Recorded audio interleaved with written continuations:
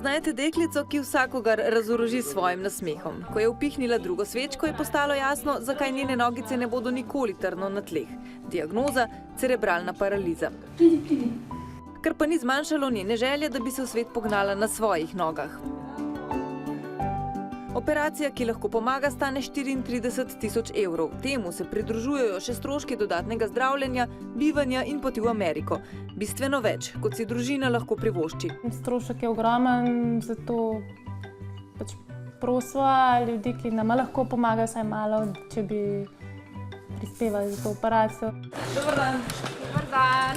Prošnja za pomoč je segla vse do županje Kobarida. 20. junija bodo organizirali štafetni tek, kjer se bo vse vrtelo okoli pomoči dveletni punčki iz Kamnika. Za vsak pretečen kilometer bo občina donirala en znesek, ki ga bo poskušala čim bolj oplemenititi tudi s prispevki drugih. Trenutno zaradi zategovanja mišic, posledica cerebralne paralize, Gaja ne more sama hoditi ali sploh stati brez opore.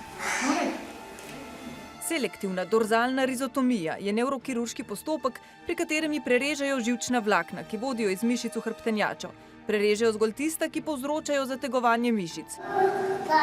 Posledično bo Gaja lahko stopala normalno položila na tla, česar zdaj ne zmore.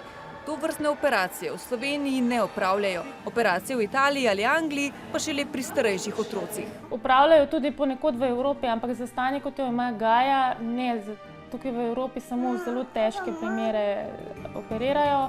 Že res, da lastne nogice dveletna Gaja težko premika, a očitno njen pogum premika srca.